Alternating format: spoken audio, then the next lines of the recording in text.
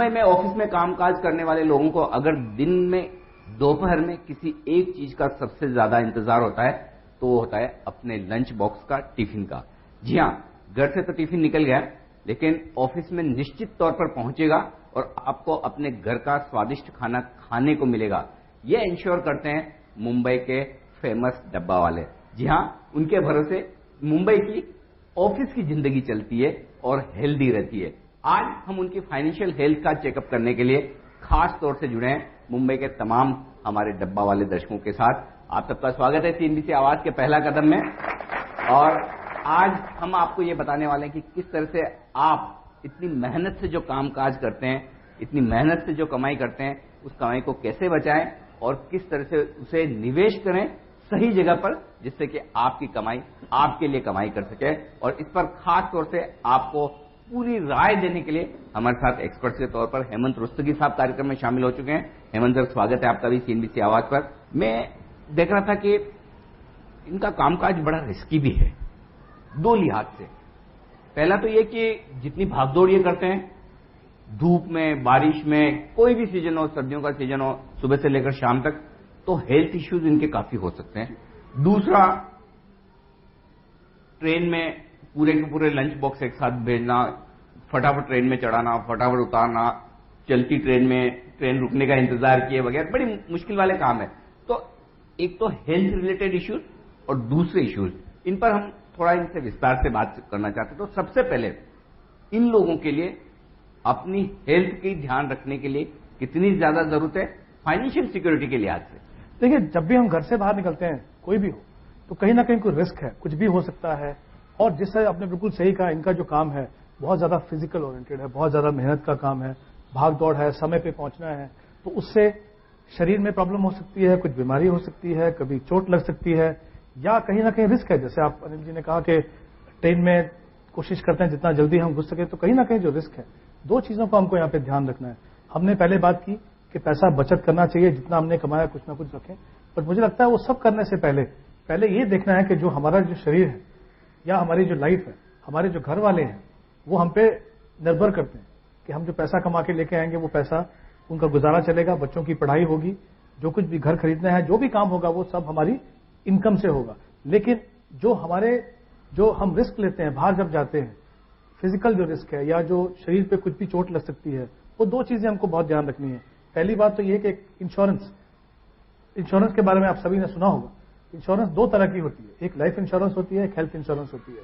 Life insurance का मतलब क्या है कि अगर हमें कुछ हो गया, अगर हम नहीं रहे, तो जो एक फिक्स अमाउंट है वो आपके फैमिली को मिल जाता है।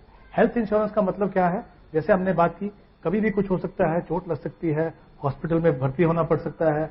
आज आपको मालूम है कि इलाज जो है बहुत महंगा हो चुका है। अगर ऐसा कुछ हो जाए, एक तो हम काम पे नहीं जाएंगे, वो नुकसान है, दूसरा जो खर्चा होगा वो अलग नुकसान है। तो ये दो चीजें हमारे पास सबसे पहले होनी चाहिए।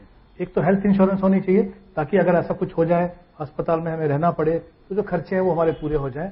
और लाइफ इंश्योरेंस इसलिए कि जो हम पे जो निर्भर करते हैं परिवार के लोग, अगर हमें कुछ हो जाए तो उनको एटलीस्ट फाइनेंशियली, पैसे की तरफ से कोई तकलीफ नहीं होनी चाहिए। बिल्कुल। तो सबसे पहले आपको अपनी सेहत का ख्याल रखना है, और सेहत का ख्याल रखने के लिए आपके पास हेल्थ इंश्योरेंस होना जरूरी है। आप में से कितने लोगों के पास हेल्थ इंश्योरेंस है?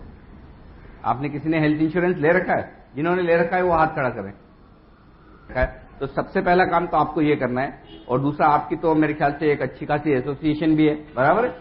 तो आप चाहें तो अपनी पूरी एसोसिएशन का एक साथ हेल्थ का इंश्योरेंस निकाल सकते हैं।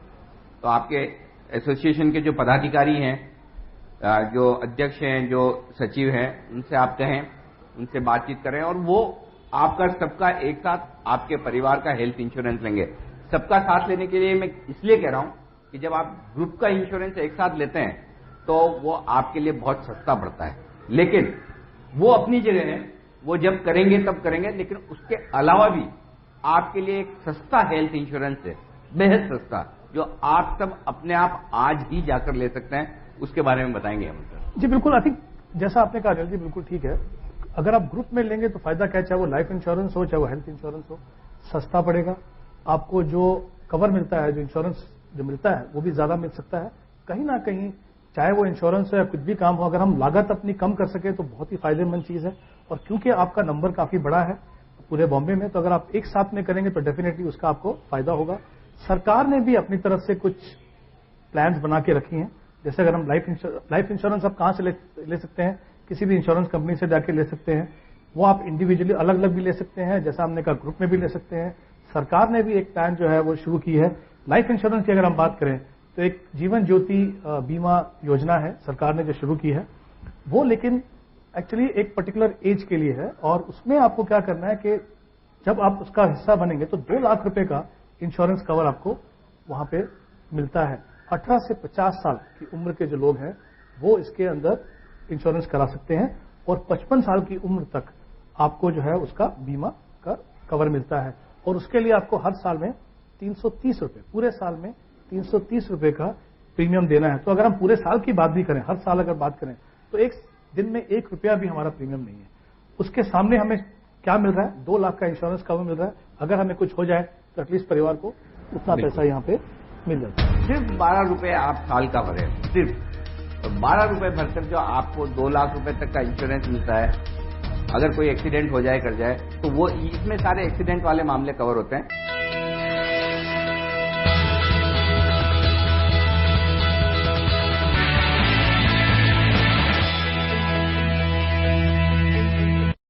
ब्रेक के बाद एक बार फिर से आप सबका स्वागत है और हम चर्चा कर रहे हैं मुंबई के डब्बा वालों के साथ किस तरह से उन्हें बचत की आदत डाली जाए और बचत के बाद निवेश की और किस तरह से वो अपना भविष्य सुरक्षित कर सके। और इस सब खास चर्चा में हमारे साथ हैं personal finance expert Hemant Rustagi. लेकिन आप जैसे लोगों के लिए एक और बढ़िया स्कीम है और वो स्कीम है एक्सीडेंट वाले इंश्योरेंस की, जिसमें आपके अगर काम करते हुए या किसी भी वजह से कोई एक्सीडेंट हो जाए तो उसका भी 2 लाख रुपए का बीमा होता है। वो स्कीम भी इन्हें बताएं। देखिए, वो जैसे हमने बात की, प्रधानमंत्री ने जो जनधन योजना जो बनाई है उसके अंदर कुछ चीजें हैं। एक तो जैसे आप बैंक का खाता खोल सकते हैं, जिनके पास बैंक का खाता नहीं है वो खाता खोले। उसके अलावा 1-2 पेंशन प्लान भी है, इंश्योरेंस भी है और एक प्रधानमंत्री सुरक्षा बीमा योजना है जो अभी अनिल जी ने बताया। जैसे एक्सीडेंट इंश्योरेंस कवर उसमें 2 लाख का मिलता है। अगर काम करते करते कुछ हो जाए, कभी चोट लग जाए या हॉस्पिटल में भर्ती होना पड़े या कोई अंग आदमी खो दे, कोई हाथ या पांव, कुछ भी हो सकता है, तो उसके सामने जो है उस तरह की इंश्योरेंस वहां पे मिलती है और उसका प्रीमियम सिर्फ 12 रुपए आपको साल में देना है। तो आपने देखा कि लाइफ इंश्योरेंस के लिए 330, एक्सीडेंट इंश्योरेंस के लिए 12 रुपए साल, कुल मिला के 342। अभी भी दिन का 1 रुपया पूरा नहीं हुआ। तो कहीं ना कहीं हम देख रहे हैं कि योजनाएं हैं, हमें उसके बारे में जानना है और जान के उसका फायदा उठाना है। 12 रुपए में एक वड़ा पाव आता है। आजकल एक वड़ा पाव भी नहीं आता, लेकिन आपको 12 रुपए में 2 लाख रुपए तक की रिस्क आपकी खत्म हो रही है। भगवान न करे कल को कोई बीमारी हो जाए, कभी हार्ट वार्ट का ऑपरेशन कराना पड़ जाए, कोई ऐसा कोई बड़ी बीमारी हो जाए, या आजकल तो डेंगू वेंगू भी हो जाए तो भी 5-7 दिन हॉस्पिटल में रहना पड़ जाता है, 5-25 हजार के बिल बन जाते हैं। तो सिर्फ 12 रुपए आप साल का भरे, सिर्फ। और 12 रुपए भरकर जो आपको 2 लाख रुपए तक का इंश्योरेंस मिलता है। अगर कोई एक्सीडेंट हो जाए कर जाए तो वो इसमें सारे एक्सीडेंट वाले मामले कवर होते हैं। तो सिर्फ 12 रुपए भरना है और एक्सीडेंट में अगर कहीं कोई नुकसान हुआ, कहीं कोई खर्चा हुआ तो वो आपका इसमें कवर हो जाएगा।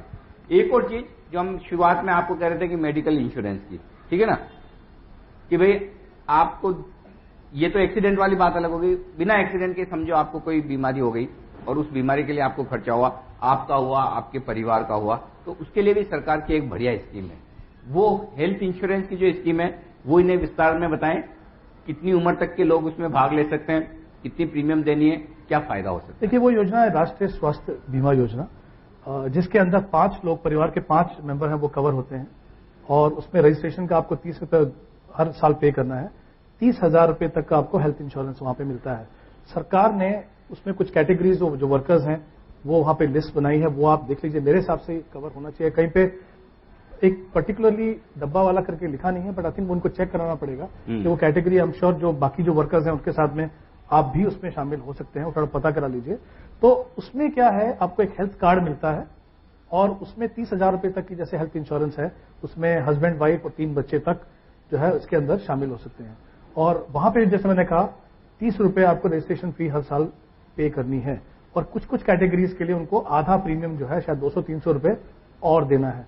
तो जैसे कुल मिला के आप देखें, सब प्लान जो मिला के बहुत ज्यादा लागत नहीं है, लेकिन उसके फायदे हैं।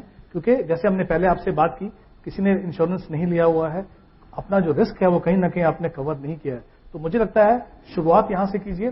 किसी किसी परिवार में हो सकता है अनिल जी कि ज्यादा जरूरत हो, तो जैसे हमने पहले कहा, अगर आप लोग एक ग्रुप इंश्योरेंस भी लेते हैं, सब लोग मिलकर लेंगे, तो भी आपको काफी फायदा होगा और कवर ज्यादा मिल सकता है आपको। नहीं तो आप खुद से भी किसी इंश्योरेंस कंपनी के पास जाएंगे तो भी आपको एक अच्छा इंश्योरेंस मिल जाएगा। बट कुछ भी करने से पहले और कुछ करने से पहले ध्यान रखिए कि ये तीनों इंश्योरेंस जो है वो आपके पास होने बहुत जरूरी है, क्योंकि जो भी रिस्क है आपकी लाइफ को, आपकी हेल्थ को, वो पहले आप कवर कीजिए। उसके बाद फिर इन्वेस्टमेंट या जो भी हमको अचीव करना है अपने परिवार के लिए, जो हम पाना चाहते हैं, जो करना चाहते हैं, उसके ऊपर हम ध्यान दें। और ये हम इसलिए भी कह रहे हैं कि खास तौर से सरकार की ये जो योजना है, ये आप जैसे लोगों के लिए बनी है, जहां आपको पैसा कम भरना है। यही अगर जो 2 लाख रुपए का आप लाइफ इंश्योरेंस लेने जाओ या 30,000 रुपए का मेडिकल इंश्योरेंस किसी दूसरी कंपनी से, प्राइवेट कंपनी से लोगे, तो आपके पैसे बहुत ज्यादा लग जाएंगे, प्रीमियम बहुत ज्यादा देनी पड़ेगी। सरकार की जो ये स्कीम है, इसमें प्रीमियम बहुत कम है। देखिए 300-400 रुपए साल के मुश्किल से लगते हैं, लेकिन अपने आराम से चैन की नींद सो सकते हैं कि कल को कुछ भगवान न करे गलत हो जाए तो हमारे पास पीछे खर्चा करने के लिए पैसा है। तो वो सबसे बड़ा आराम आपको मिलेगा। और इसलिए हम ये बार बार कह रहे हैं कि पैसा तो आप बचाते ही होंगे, ऐसा तो है नहीं कि जो पगार आ रही है सारी के सारे आप खर्चा कर देंगे। बचाकर आप कैश रखेंगे, या कुछ लोग आपके बैंक अकाउंट में डालते हैं पैसा। बैंक अकाउंट कितने लोगों के पास है? आपके पास बैंक अकाउंट है? आप सबके पास? अभी भी बहुत लोगों के पास बैंक अकाउंट नहीं है। देखो, बैंक अकाउंट खोलने के लिए भी अभी एक अच्छी स्कीम आई हुई है, प्रधानमंत्री जनधन योजना, है ना। तो आप वो योजना में जाकर आराम से बैंक अकाउंट खुलवा दें, कोई बैलेंस रखने की भी जरूरत नहीं। आप पैसा जमा कराएं तो ठीक, नहीं कराएं तब भी आपका अकाउंट चलता रहेगा, ठीक है ना। अब क्या है, आपको ये सब काम करने के लिए इंश्योरेंस लेना है, किसी भी तरह का बीमा करवाना है, बैंक अकाउंट तो लगेगा ही। अब जब सरकार आसानी से आपको बैंक अकाउंट खोल के दे रही है, तो सबसे पहला काम तो बैंक अकाउंट खुलवाना करिए। अगर आपके पास बैंक अकाउंट नहीं है तो तुरंत प्रभाव से बैंक अकाउंट खोलिए। किसी भी सरकारी बैंक में जाइए, प्राइवेट बैंक में भी जाएंगे तो वो भी खोलेंगे। जो बैंक में आप जाकर बोलेंगे कि मुझे प्रधानमंत्री जनधन योजना में अकाउंट खोलना है, कोई बैंक आपको मना करेगा नहीं। डॉक्यूमेंट्स कम से कम लगते हैं। आप सबके पास मेरे ख्याल से आधार कार्ड तो होंगे ज्यादातर लोगों के पास, है ना। तो बस आधार कार्ड दिखाया, आपका काम हो जाएगा, बैंक अकाउंट खुल जाएगा। जरूरी नहीं कि आप उसमें 100, 200, 500 रुपए रखें, नहीं भी रखेंगे तब भी चलेगा। तो सबसे पहला काम बैंक अकाउंट खोल दीजिए। तो पेंशन अभी जब हम लोग जमा करेंगे समझो, तो गवर्नमेंट की तरफ से बैंक अकाउंट में, सेम अकाउंट में कुछ पैसा जमा होता है क्या? 31 मार्च तक सरकार ने कहा था कि जो भी अटल पेंशन योजना में शुरुआत करेंगे उनके लिए सरकार 5 साल तक 1,000 रुपए हर साल इन्वेस्ट करने वाली थी।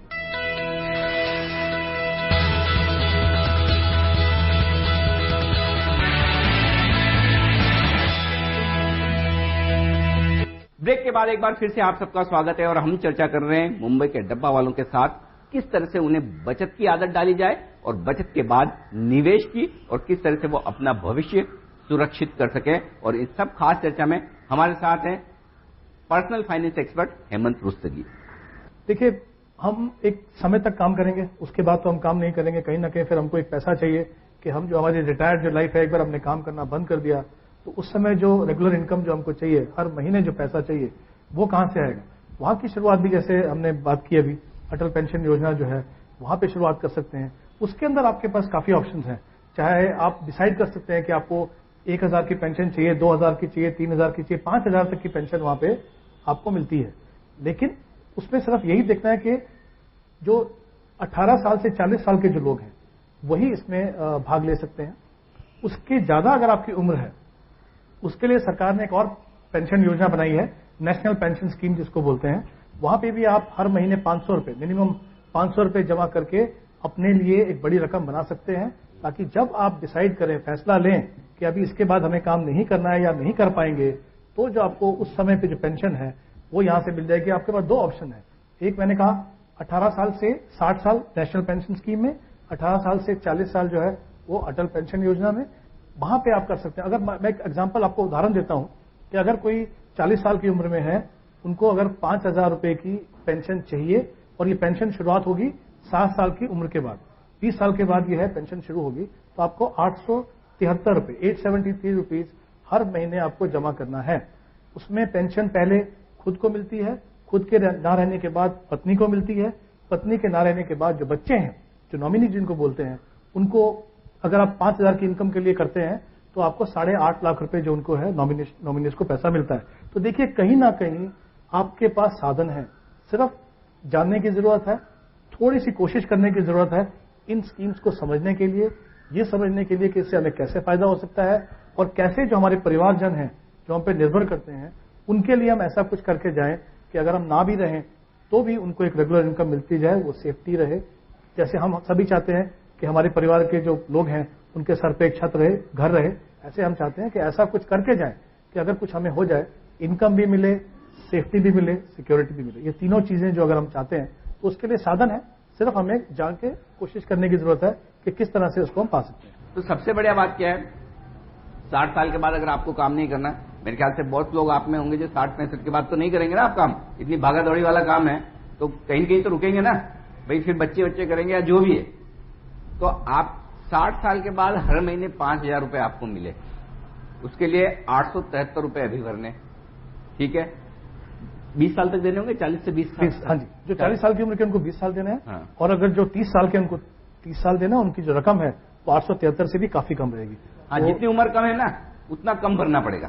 समझिए आप आज 40 साल की उम्र में शुरू कर रहे हैं तो 873 रुपए महीने का भरेंगे तो आपको हर महीने 60 साल के बाद 5,000 रुपए मिलेगा जो आपके खर्चे के काम आएगा।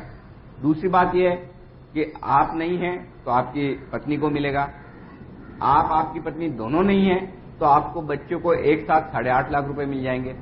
तो ये बढ़िया स्कीम है कि नहीं, ये इसका फायदा उठाएं। ये जो सरकार की स्कीम, इनको समझने की कोशिश करें और इनमें कहीं नुकसान होने की रिस्क की आपकी कहीं ऐसा कोई खतरा नहीं है, जोखिम नहीं है, जो आप आराम से ले सकते हैं, समझ कर सकते हैं। जी, तो पेंशन अभी जब हम लोग जमा करेंगे समझो, तो गवर्नमेंट के तरफ से बैंक अकाउंट में, सेम अकाउंट में कुछ पैसा जमा होता है क्या? बहुत अच्छा सवाल पूछा आपने। 31 मार्च तक सरकार ने कहा था कि जो भी अटल पेंशन योजना में शुरुआत करेंगे उनके लिए सरकार 5 साल तक 1,000 रुपए हर साल इन्वेस्ट करने वाली थी। अभी तक जो था वो 31 मार्च तक का था, क्योंकि वो समय निकल चुका है। मुझे नहीं लगता अगर जो आप ज्वाइन करेंगे उसमें सरकार अपनी तरफ से कोई कंट्रीब्यूट करेगी, तो अभी तो आपको ही कंट्रीब्यूट करना है। लेकिन आनंद जी एक चीज है, भले अभी सरकार नहीं भी दे रही है, लेकिन एक चीज समझिए, जो पैसा आपका जा रहा है ना ये बहुत कम है। यही अगर समझिए हमें कोई पेंशन लेनी है, किसी को बड़े अमाउंट की लेनी है, भले आप सरकार के अलावा किसी दूसरी पेंशन स्कीम में डालेंगे तो उसमें आपको बहुत ज्यादा पैसा भरना पड़ेगा। तो 873 रुपए भरने की जो बात सरकार करेगी वो पैसा बहुत अच्छा है, मतलब छोटे पैसे में आपका बड़ा काम हो रहा है। मुझे लगता है शुरुआत करने के लिए बहुत अच्छी चीज है। एक बार आपने शुरुआत किया, अभी जैसे हमने अभी तक पेंशन के लिए कुछ नहीं किया, हमने कम से कम शुरुआत किया। शुरुआत क्यों नहीं किया, उसके दो कारण हो सकते हैं। एक तो हमें लगता है कि शायद हमारे पास इतना पैसा नहीं है कि हम करें क्या। दूसरा ये हो सकता है कि हमको लगता है यार करें कैसे, क्या करना है वो मालूम नहीं है। तीसरा हमको ये लगता है कि यार पैसा जो लगाया वो वापस मिलेगा कि नहीं मिलेगा। 3 चीजों का हमें डर रहता है। यहां पे तीनों में से कुछ डरने की जरूरत नहीं है आपको। सरकार की स्कीम है, 873 रुपए आप कर रहे हैं। आगे जाके एक बार आपने इसको समझ लिया कि पेंशन के लिए पैसा इन्वेस्ट करने के लिए क्या फायदे हैं, हो सकता है अगले 2, 4, 5 साल में आप और पैसा इन्वेस्ट कर सकें। उसके लिए और भी साधन है आपके पास। ऐसा नहीं है कि आप 873 रुपए डाल के भूल जाएंगे। आगे जब आपकी इनकम बढ़ती है, ठीक है, जैसे हम अभी बात कर रहे थे, जो आप लोगों का जो टाइप है फ्लिपकार्ट से, ऐसे और कुछ टाइप हो, इनकम बढ़े मान लीजिए, तो उसका फायदा क्या होगा, कुछ ना कुछ पैसा हम और जाके आपको इन्वेस्ट कर सकते हैं। मेरा ये बोलना है कि कहीं ना कहीं आप शुरुआत कीजिए, जो शुरुआत हमने नहीं की अभी तक। जैसे अनिल जी ने कहा पहले भी, बैंक का खाता खोलिए, इंश्योरेंस देखिए, तीनों इंश्योरेंस देखिए, हेल्थ का भी देखिए, लाइफ का भी देखिए, और पेंशन के लिए भी शुरुआत कीजिए। आई थिंक कहीं ना कहीं शुरुआत करिए, हर चीज को एक बार आपको समझ में आ जाएगी। अभी आपने 2 लाख का इंश्योरेंस लिया, आपको लगेगा नहीं आगे जाके मुझे 5 लाख का होना चाहिए मेरे हिसाब से, क्योंकि बच्चे पढ़ रहे हैं और भी मेरी जिम्मेदारियां हैं। तो फिर एक बार आपने इंश्योरेंस को समझ लिया तो आपके लिए दूसरा कोई प्रोडक्ट लेना भी मुश्किल नहीं होगा। कहीं ना कहीं शुरुआत कीजिए। ये आई थिंक जो डर है हमारे दिमाग में कि ये पैसा हमारा हमको मिलेगा नहीं मिलेगा, क्योंकि वो डर नहीं है। मुझे लगता है शुरुआत करने के लिए ये प्लान बहुत अच्छी हैं। आगे जाके अपनी अपनी जरूरत के हिसाब से आप उसको बढ़ा दीजिए। जरूरत क्या है, आपकी जो इनकम होती है हर महीने, उसका कुछ हिस्सा आपको बचा के रखना है। और सही बात यह है कि पहले वो बचा के रखिए, उसके बाद खर्चे कीजिए। हम लोग उल्टा करते हैं कि पूरा खर्चा कर लें, फिर जो बचेगा हम देखते हैं, बचेगा नहीं तो कुछ कहां रहेगा।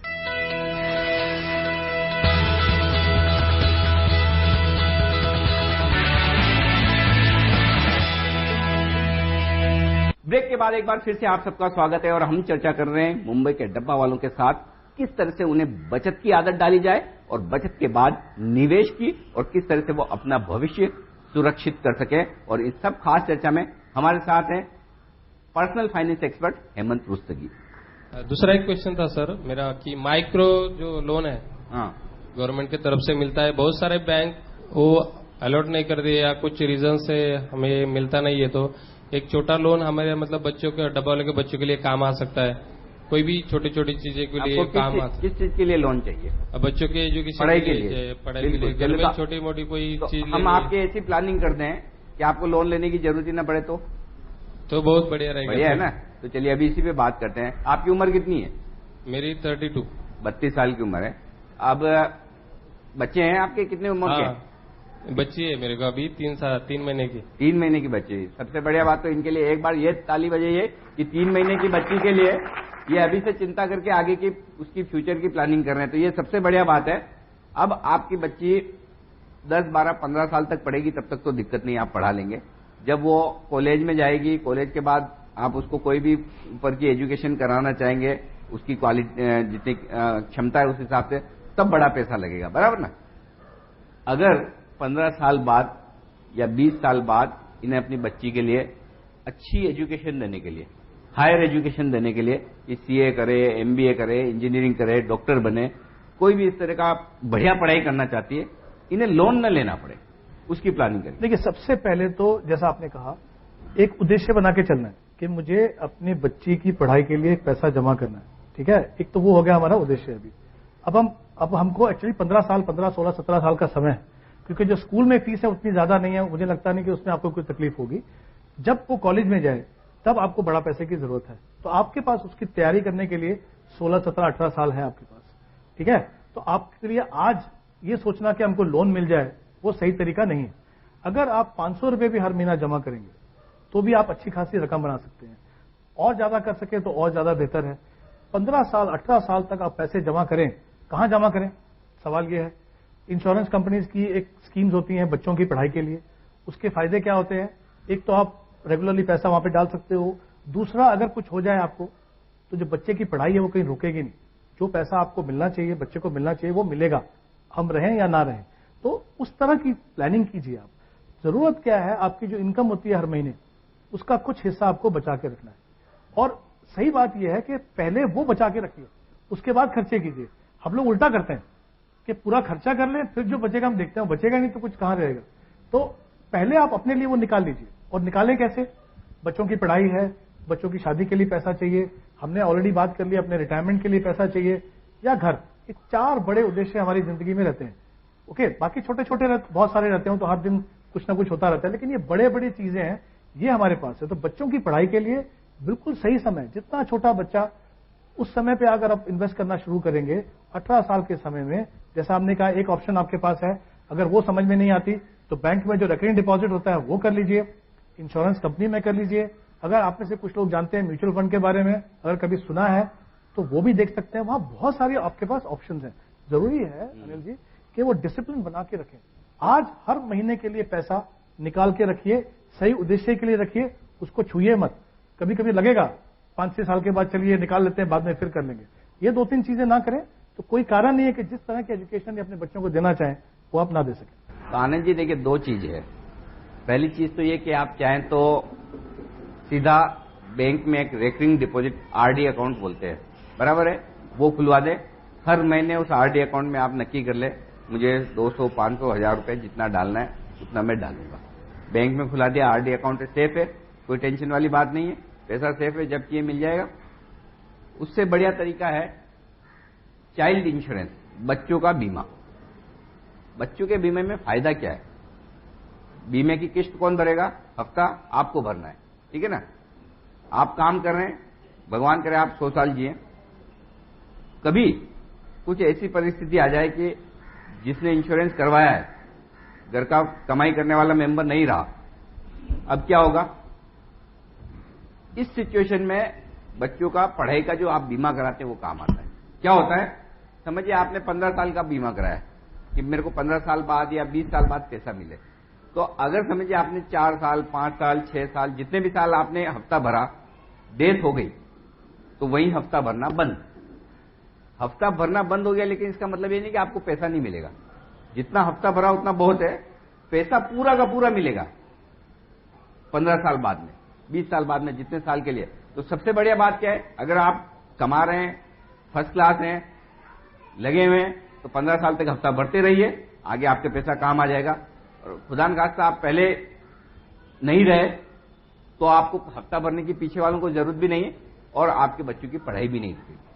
तो ये बढ़िया स्कीम है ना, इस तरह के इंश्योरेंस, ये सारे बीमा अवेलेबल है, ये करवा लीजिए। कहीं ना कहीं एक डिसिप्लिन अगर रखें आप, जैसा आप अपने काम में रखते हैं, इसीलिए आप पूरी दुनिया में फेमस हैं। तो अगर आप वो अपने इन्वेस्टमेंट में रखें, कोई कारण नहीं है अनिल जी कि इनको कभी भी किसी स्टेज पे कोई तकलीफ आए।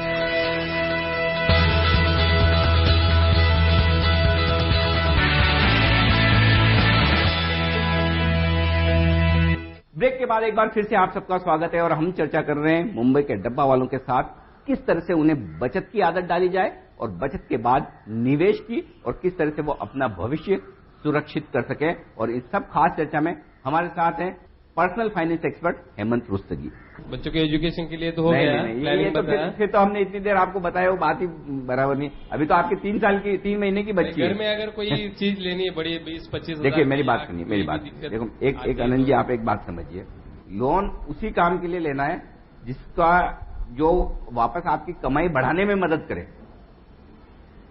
जिस लोन को लेकर आप कमाई नहीं बढ़ाते, खाली खर्चा करते हैं, जैसे आप शादी के वक्त शादी के लिए लोन लेते हैं ना, कोई प्रोजेक्ट आता है, कोई किसी में इन्वेस्ट करना है, या कोई जैसे फ्लिपकार्ट किया या कोई भी कंपनी अप्रोच करती है, अभी कोई कोऑपरेटिव ऐसा एक बिजनेस करने का है किसी कंपनी के साथ में, तो अगर 10 डब्बे वाले हो गए, उसने 50-50 हजार रुपया निकाला, तो ये पैसा सब इन्वेस्ट करके वो और भी अपना इनकम बढ़ा सकता है। इसके लिए लोन लेना है। लोन मतलब ऐसा कोई उसके लिए लोन मिलेगा आपको, ये नहीं है कि उसका कुछ वेस्टेज हो जाए। ये आपका विचार बहुत अच्छा है, और इसके लिए आपको बैंक से भी लोन मिल सकता है और माइक्रो फाइनेंस कंपनियों से भी लोन, दोनों से मिल सकता है आपको। और इसके लोन में दिक्कत नहीं आएगी, आपको मिल जाएगा, 100% मिलेगा। बैंक भी दे देंगे और कई सारी छोटी छोटी कंपनियां। अब अच्छा, अभी बहुत सारे छोटे छोटे नए बैंक आ रहे हैं, वहां से लोन मिलने में बड़ा इजी रहेगा, क्योंकि आपके पास उस लाइन का एक्सपीरियंस है, आप इतने साल से इस काम कर रहे हैं और खाने को भी समझते हैं, बनाने को भी समझते हैं। एक बार आप, क्योंकि आपका जो पूरा जो एक्सपीरियंस है, जो भी आपने अभी तक काम किया है, वो आप काम बैंक देखेगा कि आप ऑलरेडी एक साइड को समझते हैं, दूसरी साइड में आप शुरुआत करनी है, और उसके लिए कोई बहुत ज्यादा रकम की भी जरूरत नहीं लगेगी आपको। आई थिंक ऐसी चीजों के लिए लोन लेना बिल्कुल सही है और मिल भी जाएगा। एक चीज आपको समझनी है, आप कुछ नया बिजनेस स्टार्ट करते हैं, आप बैंक को दिखा सकते हैं कि हम ये करने वाले हैं। अगर आपको कहीं आगे सिक्योरिटी डिपॉजिट के जैसा अगर देना है, तो शायद बैंक आपको लोन ना दे, तो वहां कहीं ना कहीं आप लोग आपस में मिलके, जो जमा पूंजी आपके पास है, वो मिलके भी कंट्रीब्यूट कर सकते हो। अगर आप कोई नया बिजनेस शुरू करें, आप बैंक के पास जाओ कि भाई हम चाहते हैं हम खाना बनाना शुरू करें, बांटने का काम तो हमको पहले से आता है, बनाने का शुरू करें, तो वहां पे बैंक देख सकता है कि आप क्या करने वाले हो।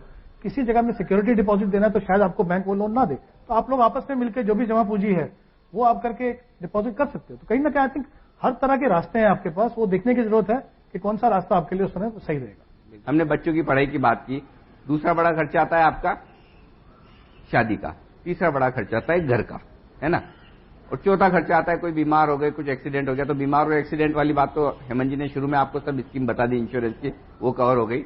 अब बच्चे आपका घर का, अगर घर खरीदना है, रूम खरीदना है, दूसरा है आपका बच्चों की शादी का। अब बच्चों की शादी के लिए इनकी प्लानिंग बहुत जरूरी है।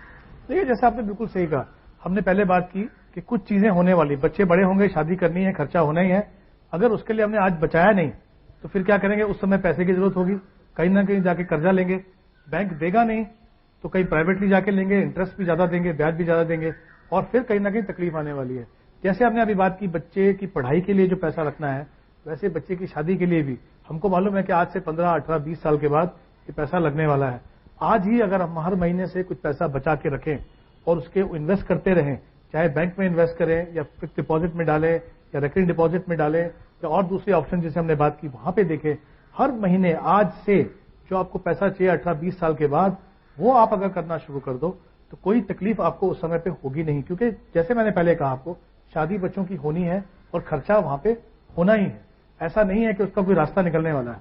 अगर वो चीज होने वाली है तो क्यों ना हम उसकी आज से, अभी से उसकी तैयारी शुरू करें, ताकि वहां जाके हमको उतना ज्यादा तकलीफ ना हो। तो मुझे लगता है सबसे इंपॉर्टेंट चीज अनिल जी ये है, जैसे हमने कहा, हर महीने अपनी जो इनकम है उसका 15 से 20% जो है पैसा बचा के रखने की कोशिश करनी चाहिए। कोई 20 रखेगा, कोई 15 रखेगा, कहीं ना कहीं शुरुआत कीजिए। और एक गलती हम क्या करते हैं, हम पैसा पूरा बैंक में डाल देते हैं, जब भी जरूरत हो उस बैंक में से पैसा निकाल लिया। अब किसके लिए कितना जरूरत है वो हमने कभी देखा ही नहीं उसको। तो उसको अगर हम बांट के रखें कि भाई ये बच्चे की शादी के लिए पैसा है, ये बच्चे की एजुकेशन के लिए पैसा है, ये हमने रिटायरमेंट के लिए रखा, तो अलग अलग तरीके से हिस्से में बांट के रखोगे तो एक चीज का पैसा दूसरे के लिए कभी इस्तेमाल नहीं करोगे। काफी बार हमने ऐसा भी देखा है कि पैसा जमा किया, बच्चे की पढ़ाई पे लग गया, शादी पे लग गया, कभी घर में कुछ मरम्मत का काम आ गया वहां लग गया, और जब रिटायरमेंट का समय आया तो हमारे पास पैसा है नहीं, उस समय पे कोई आपकी मदद करने वाला है नहीं। तो आपको हर चीज का ध्यान देना है। आज से सोचिए किसके लिए मुझे कितना पैसा चाहिए। और एक बात ध्यान रखिए, जैसे आपकी हम बात कर रहे थे अभी, बच्चे की अगर एजुकेशन के लिए 18 साल का पैसा चाहिए, आज अगर उसका खर्चा 1 लाख रुपया है उस पढ़ाई का, तो 18 साल के बाद 1 लाख नहीं रहेगा, वो 3, 4 या 5 लाख हो जाएगा। तो वो रकम को ध्यान में रख के बचाना है आपको। शादी के लिए भी जो खर्चा अगर 2 लाख रुपए आज है तो 15-20 साल के बाद वो 6-7 लाख रुपए होने वाला है। तो ये चीजों को ध्यान में रखते हुए पैसा हर महीने आप अलग अलग से रखो, एक दूसरे का पैसा इस्तेमाल मत करो जहां तक हो सके। कुछ महीने हो सकता है कभी तकलीफ हो, कुछ महीने कोई ज्यादा पैसा भी आ सकता है, तो कहीं ना कहीं एक डिसिप्लिन अगर रखें आप, जैसा आप अपने काम में रखते हैं, इसीलिए आप पूरी दुनिया में फेमस हैं, तो अगर आप वो अपने इन्वेस्टमेंट में रखें, कोई कारण नहीं है अनिल जी कि इनको कभी भी किसी स्टेज पे कोई तकलीफ आए। घर लेना है तो उसके 2-3 फायदे हैं। एक तो ये कि घर पे जितने भी लोग हैं उनके लिए छत मिली, थोड़ी सिक्योरिटी मिली, और घर की कीमत भी बढ़ती है। उसके लिए लोन लेना कोई बुरी बात नहीं है।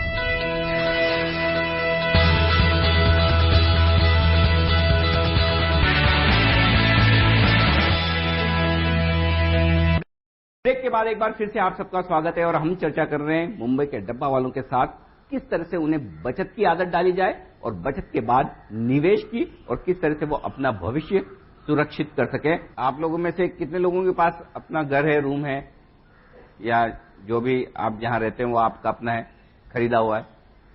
आप में से है सबके पास या नहीं है? ज्यादा भाड़े पर रहते हैं, ज्यादा लोग भाड़े पर खरीदना चाहते हैं ना?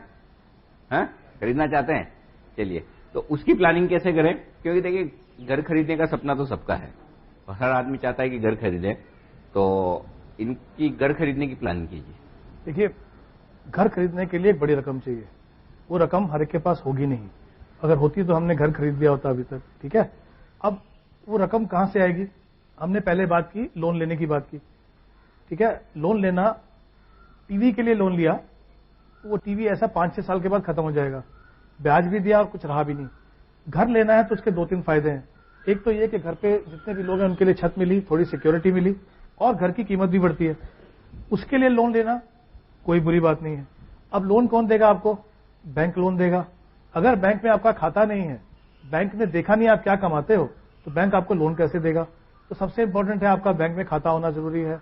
आपने बताया होम लोन के बारे में, गृह कर्ज ना, लेकिन हमारा जो काम है डब्बा वालों का, आप तो जानते हैं, हर घर से हम लोग कलेक्ट करते हैं।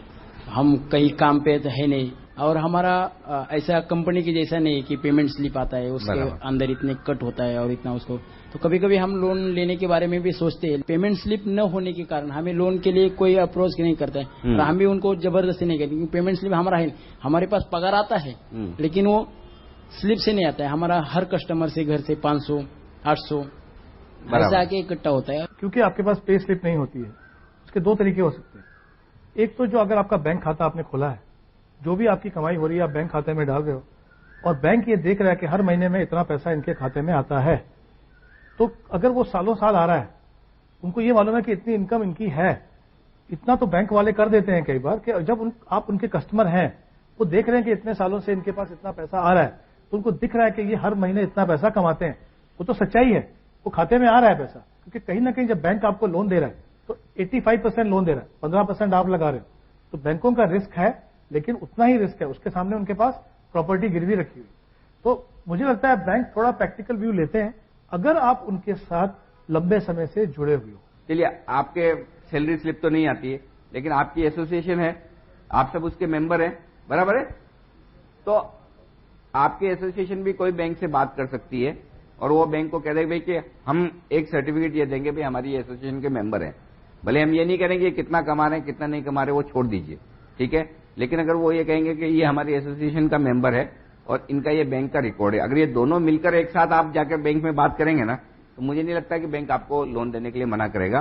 तो तो आपने देखा किस तरह से मुंबई के डब्बा वालों ने अपनी समस्याएं रखी, अपनी सवाल रखे और हमारे एक्सपर्ट हेमंत रुस्तगी साहब ने उनके जवाब देने की कोशिश की। सर आपका बहुत बहुत शुक्रिया और हम उम्मीद करते हैं न सिर्फ मुंबई के डब्बा वाले बल्कि पूरे देश में जो लोग इस कार्यक्रम को देख रहे हैं, अपने निवेश की शुरुआत करना चाहते हैं, पहला कदम उठाना चाहते हैं, उनके लिए यह कार्यक्रम डेफिनेटली काफी मददगार साबित होगा। और अब तो न सिर्फ आईएम और बड़े बड़े इंस्टीट्यूशन बल्कि बड़े बिजनेसमैन इन डब्बा वालों के साथ जुड़ते नजर आ रहे हैं, तो इनकी कमाई बढ़ेगी और साथ ही बचाने की और निवेश करने की आदत भी। इस खास शो में मुझे दीजिए इजाजत, बने रहिए हमारे साथ CNBC आवाज पर। नमस्कार।